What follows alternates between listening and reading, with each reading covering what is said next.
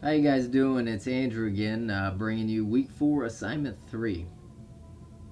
We must stop patients and ourselves from becoming injured in the healthcare setting.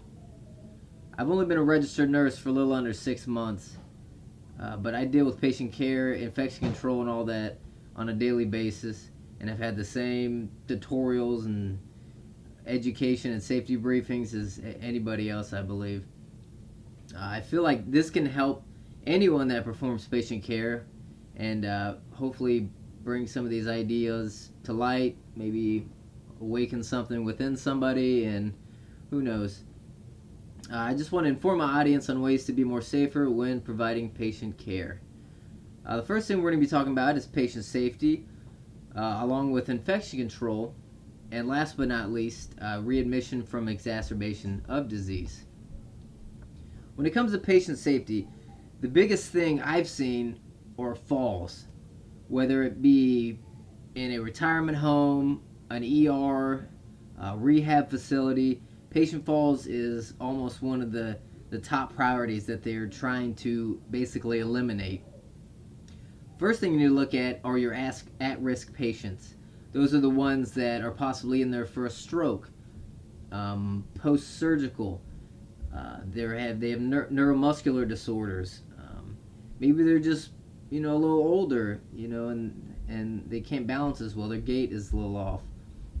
You have to be able to look at a patient and say, okay, hopefully rehab or somebody's looked at their gait and their balancing and all that and can determine whether that they're at risk for falling or do they need some assistance, maybe a wheelchair or a cane, walker, you name it. But you need to look at these patients, and even patients, I know a lot of patients with diabetes, they have decreased blood flow to the lower extremities, so they have problems with sensation. uh, Neuropathy patients, they can't feel too well down there, so they don't know whether they're going to stub their toe or whether they've already injured themselves, and that it puts them at risk for injuring themselves further. So we have to look out for at-risk patients. Also, in the facilities, you might have noticed that there are barriers that are out there to protect patients, as padded side rails in general, pads on the floor around the beds in case a patient does fall out of bed. Hopefully, that will help break their fall. And like I was saying about wheelchairs, walkers, and all that, to help them ambulate throughout the facility, if that's a policy that your facility allows them to ambulate on their own with the use of a wheelchair, walker, etc. Second thing I want to look at under patient safety is medication errors. Medication errors are a big thing. In today's society, I believe we're a pharmacological society. We treat everything with pills. Medication for this, there's a medication for that. You want to watch out for what medication is going to counteract with this medication. And I believe that the easiest way to do that is computer based medication pass. Whether you scan the patient, the wristband, scan the med, it'll tell you what time it's due, all that good jazz. I feel like that with the older systems, it's a little more. It can be a little more difficult because you're looking at the MAR going down and trying to, give everything in a timely manner, and you can possibly make more mistakes. I feel like if you have another set of eyes or a brain looking at it, two heads are always better than one. And of course, you have the 5 rights of medication administration. You want to know who your patient is, the time, the dose, the site, the rest of that good stuff, so you don't make a mistake. You don't want to be giving somebody, I don't know, something as simple as an intramuscular injection in the subcutaneous region. So know your rights with that. I also want to take a look at infection control. Alongside patient falls, patient safety, infection control is a huge thing. You get a briefing about it. You might do in-service at your facility monthly about infection control. Number one thing, infection control, hand hygiene, washing your hands. So if you go to see a patient, you come out, you wash your hands. If you don't wash your hands, find you some hand sanitizer. They're in the little things that hang on the wall, and they're upside down usually, and you just, go like that. Get some on your fingers, scrub it around. Make sure you get your hands in the crevices. You want to get your nails in there nice and good. Get those nails because bacteria likes to hide underneath the nails. And get all the way up to the wrist. If you want, do your forearms. If you go in there and the patient's got MRSA, C. diff, something, and they're on contact isolations, wash your hands, especially those patients that you do a dressing change on and they have an infection in that, maybe MRSA. Wash your hands because MRSA can spread by contact. So make sure you wash your hands.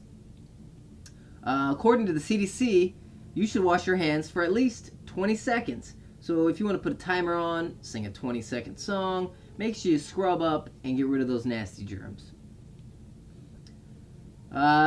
Also know the difference between your contact, airborne, and the droplet precautions. That way when a patient does come in, you know where to put them. So they're not getting everybody sick with their own, infection and all that. And try to group people together with the same isolations. It tends to work a little easier that way. The last point that I would like to look at is readmission from exacerbation of disease. In layman's terms, basically, somebody comes back to the hospital recently that just got discharged for the same problem. And I would probably say within 30 days, a month. The ways to prevent that, a big thing is patient education. Teach the patient about what medications are on, the side effects, especially with blood pressure medicines, orthostatic hypertension. Teach them before they go from sitting to standing to sit at the edge of the bed or the edge of the couch and, dangle their legs for a little bit and just kind of relax. Let the blood flow. So I feel like patient education is a good thing as far as complications with diabetes. There's a lot of diabetics out there, and I feel like they don't quite know, 100% the way diabetes actually affects the body and can, mess up your feet, mess up the way you walk. Don't cut your toenails unless it's you have a podiatrist doing it, or cut them straight across. That way you don't mess up your toenails that way. It don't heal as well as a person without diabetes. And as healthcare workers, we need to know about the disease process and ways in which we can prevent these readmissions from happening by simply just teaching somebody about something and say, hey, do it this way. It might help you a little better. Or don't do something this way. But I feel like as healthcare workers, we're the ones that are there to help and teach individuals, because we're the ones that went through all the education and the training to be in that position. So, lastly but not least, how the readmission from exacerbation of disease, how it affects the facility. The first thing is cost. If a person is readmitted within 30 days of the same problem, COPD, asthma, you name it, something that they've previously been discharged and brought back 30 days, they don't get paid 100% by the insurance company. So you need to be out there doing that. And I mean, money coming into the facility is there to pay for new technology, training, education, your paycheck. So I mean, if you don't want to see a decrease in pay or anything like that, it's everything's intertwined, to help everybody, the patient, the facility, yourself, and it's just a big circle. But especially resources, I know some places, they have some great resources, they have anything you can get your hands on, those facilities are really lovely. And then some, they might not have as much, because they do have that readmission within 30 days, and they're not getting as much money as an admission that hasn't been there previously. They're getting 100% from the insurance, where as a readmission you might get 98%, which a couple of percent in insurance terms is quite a bit of money. So we have went over patient safety, the falls, medication errors, and great technology that can prevent that. We also went over infection control, washing your hands, airborne droplet precautions, contact, and we also went over readmission from complications of diseases, ways to prevent, and how it affects the facility. So take a look, watch my video, comment on it, let me know what you thought, and I'll see you guys later. Good night.